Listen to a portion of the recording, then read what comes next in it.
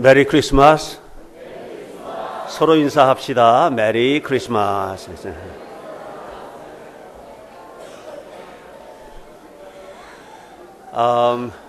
메리 크리스마스라는 말은 행복한 성탄절입니다 하는 뜻이에요. 예, 즐거운 성탄절입니다. 여러분 행복한 성탄절 되시기를 주님의 이름으로 간절히 축복합니다. 예. 올 한 해 동안에 우리 교회 아기들이 많이 태어났어요. 그래서 우리 교회 아기 우는 소리가 끊이지 않아요. 행복한 일이거든요. 아기가 태어나면 기본적으로 이제 가정에는 큰 축복이 되죠. 우리 집안에도 새 생명이 태어났다. 기쁘죠. 또 교회도 기쁘죠. 저는 말할 수 없이 기쁘죠. 우리 교회는 어떤 가정은 4명 자녀가 있는 집들이 이제 여럿 있는데 아주 국가에 크게 기여하는 겁니다.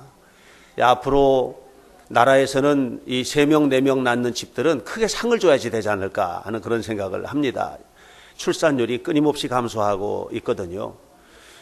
경제에 미칠 영향도 크고 또 앞으로 사회 구조에도 아주 큰 변화가 있을 수밖에 없을 것이라는 생각을 하게 돼요. 어쨌든 올 한 해 우리 교회에 태어난 아기들 모두 다 진심으로 축하합니다.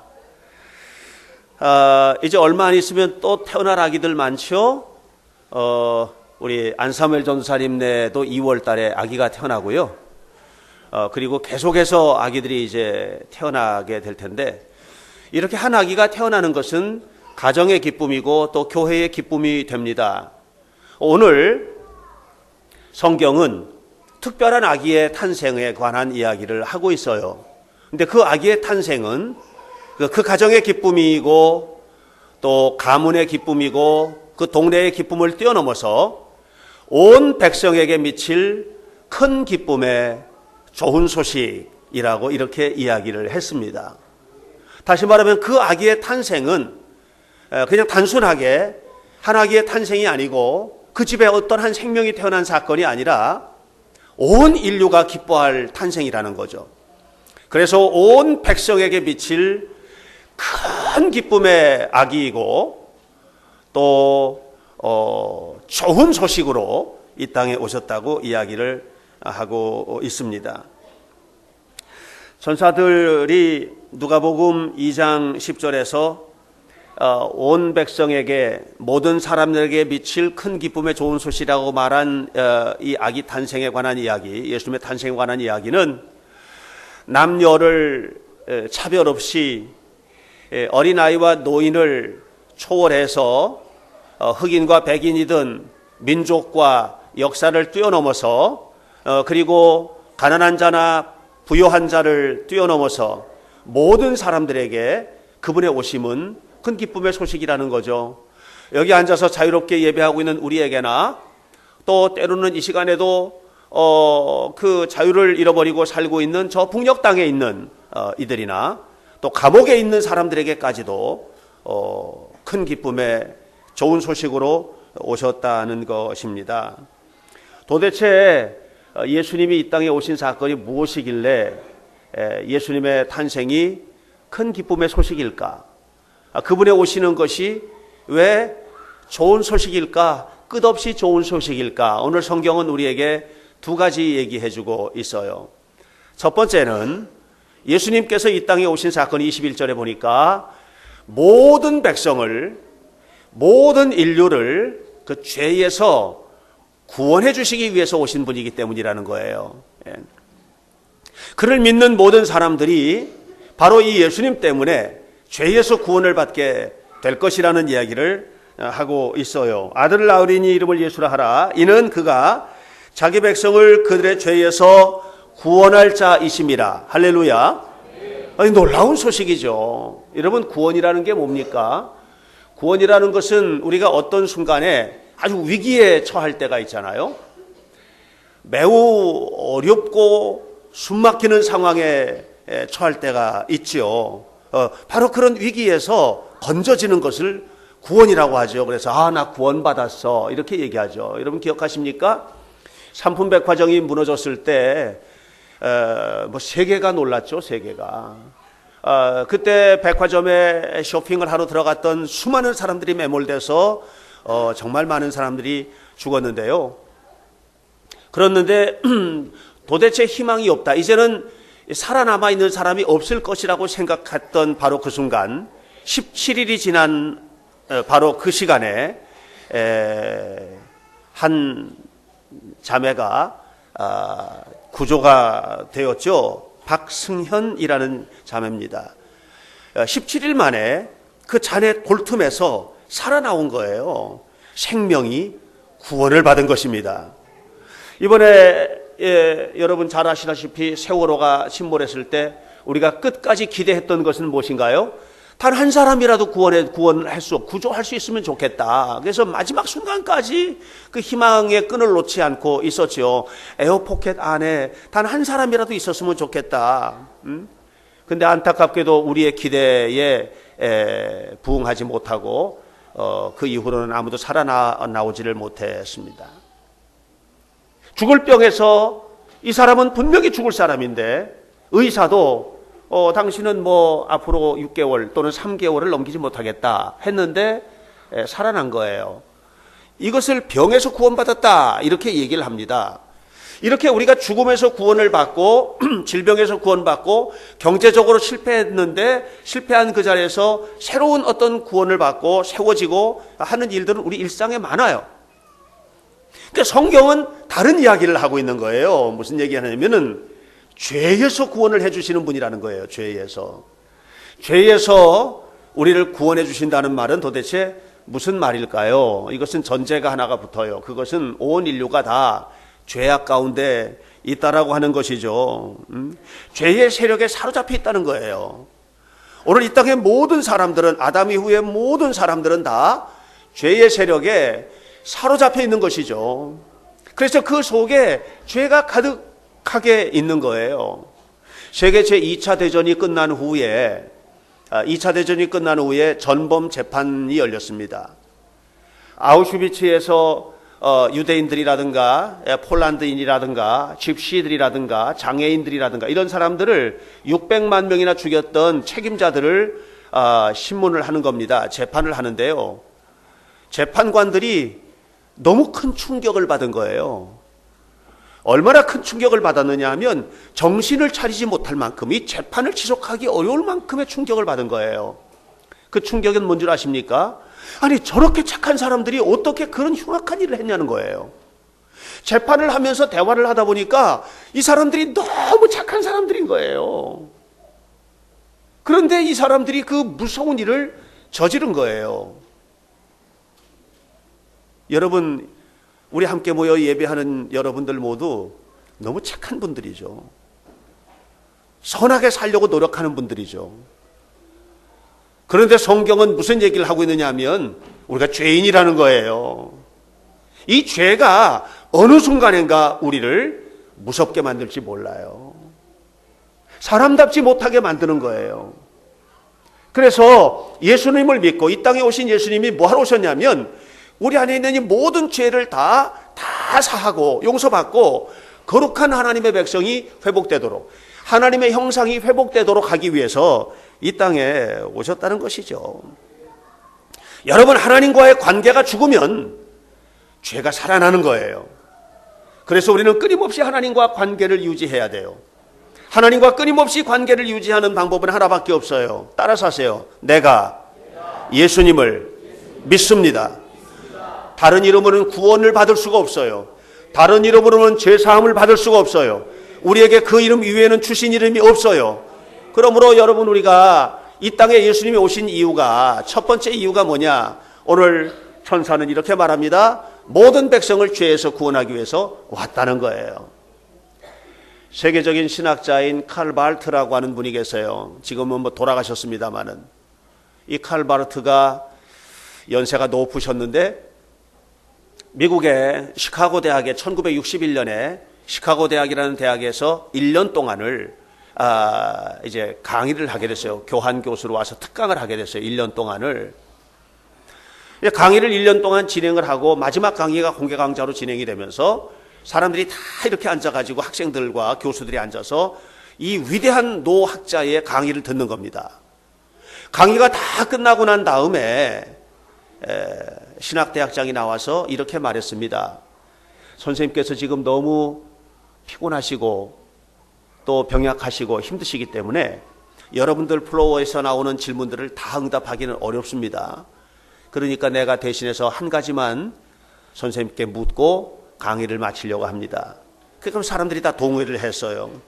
그래서 칼바르트에게 이 신학대학 대학장이 질문을 하는 겁니다.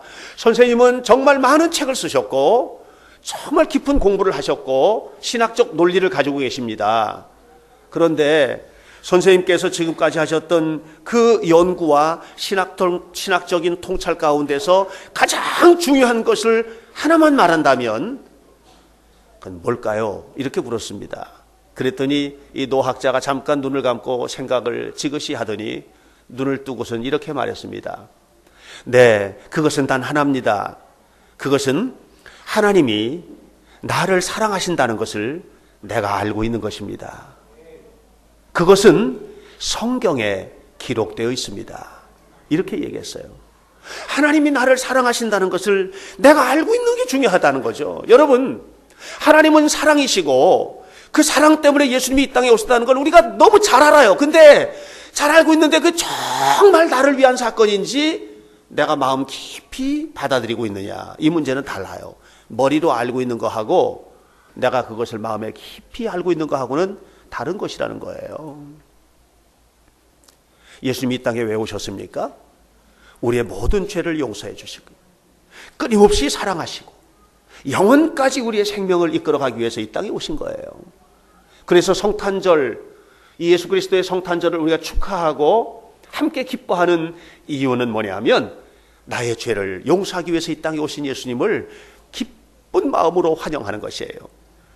이 시간 여러분 마음속에 함께 계시는 주님께서 여러분의 모든 죄와 악을 사하시고 영원토록 사랑하시기 위하여 오신 주님이시라는 것을 믿으시기를 주님의 이름으로 간절히 축원합니다. 두 번째로 예수님 탄생이 큰 기쁨의 좋은 소식인 또 다른 이유는 이 땅에 오신 주님이 영원토록 우리와 함께하기 위해서 오셨다는 거예요. 임마누엘이에요. 임마누엘. 한번 따라서 하세요. 임마누엘. 오늘 성경은 이렇게 말합니다. 보라, 23절에서 보라, 처녀가 잉태하여 아들을 낳을 것이요 그 이름을 임마누엘이라 하리라 하셨으니, 이를 번역한 즉 하나님이 우리와 함께 계시다 함이라. 따라서 하세요. 하나님이 우리와 함께 계신다. 다시 하세요. 하나님이 나와 함께 하신다.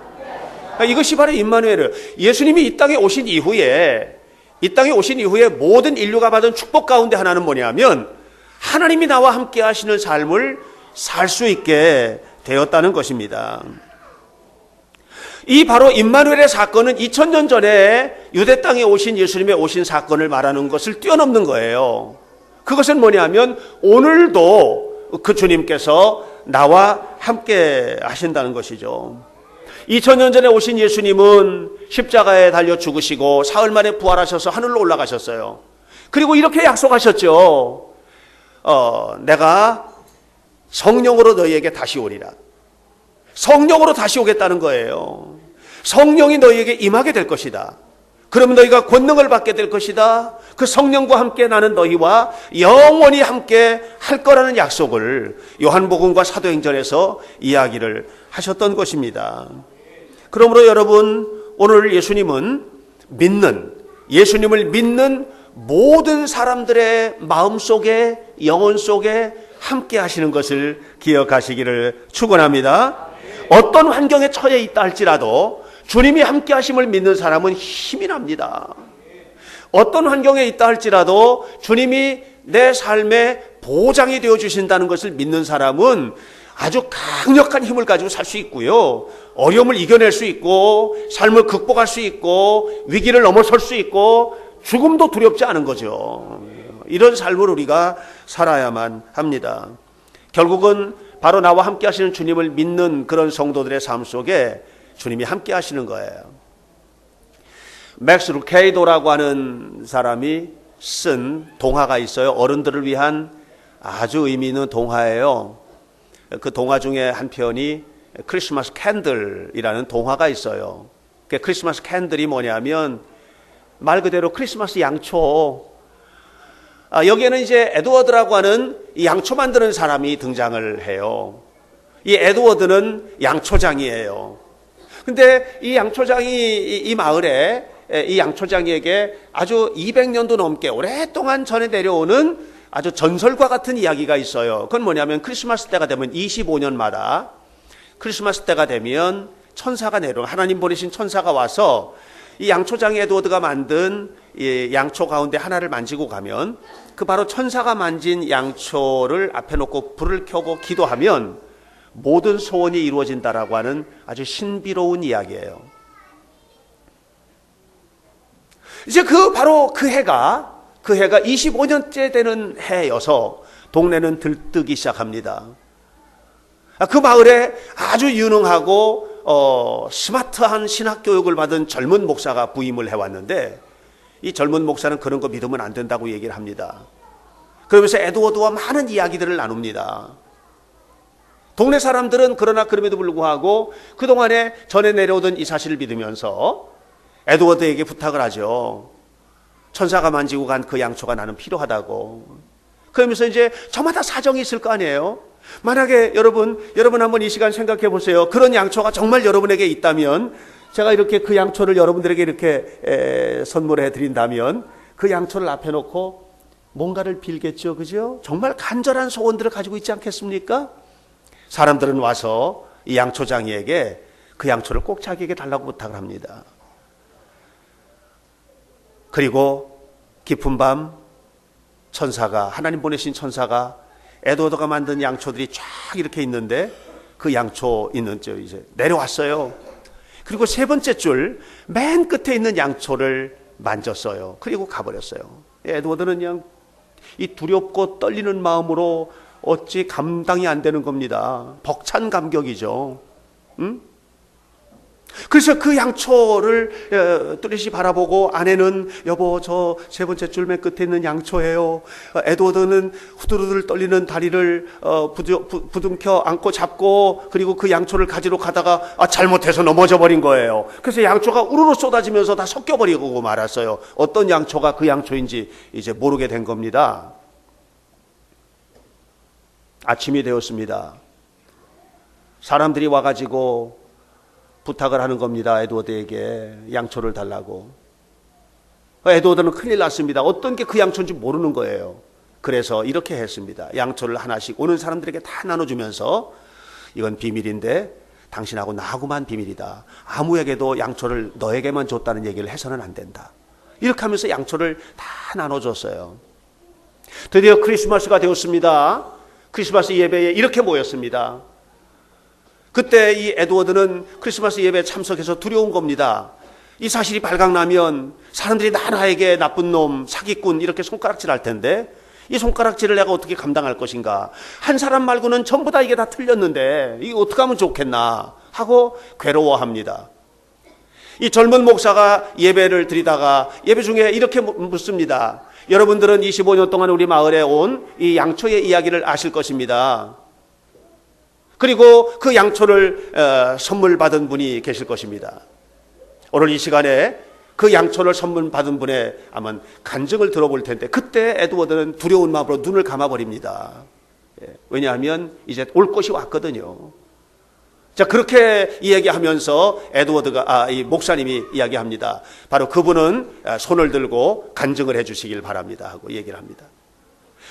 갑자기 예배당 안이 웅성웅성 소란스러운 소리가 막 나기 시작하는 거예요. 에드워드는 한 사람 말고는 나머지는 전부 다 끝장인데 큰일 났다 한데 웅성웅성 소리가 나요. 그래서 눈을 살짝 뜨고 보니까 교회 안에 모인 모든 사람들이 다 손을 들고 있는 거예요. 모든 사람들이 응답을 받은 것이에요. 맥스 루케이도가 이 책에서 이야기하고 싶은 내용은 무엇입니까? 그 이야기는 양초의 능력이 있는 것이 아니라는 것이죠. 하나님은 오늘도 기적의 하나님이라는 것을 얘기하고 싶은 거예요. 또 동시에 그 하나님의 기적으로 움직일 수 있는 힘은 우리의 믿음이라는 것을 얘기해 주고 싶은 겁니다. 믿음으로 기도했죠. 어떤 믿음이요? 확실한 믿음이죠. 이게 정말 이 양초는 보통 양초가 아니거든요. 그러니까 놓고 하나님 앞에 간절하게 진실한 마음으로 정말 원하는 것을 빌었던 것이죠. 그리고 그렇게 간절한 믿음으로 빌었던 모든 사람들의 기도가 응답되었다고 하는 얘기를 해주고 싶은 거예요.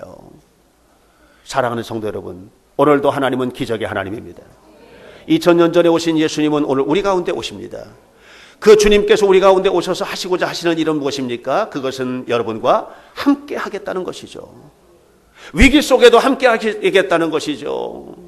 불안한 속에서도 함께 하시겠다는 것이죠. 삶을 살다 보면 절망스럽고 힘든 일 만나죠. 그러나 그럼에도 불구하고 그 순간에도 우리 주님은 함께 하시겠다는 얘기죠.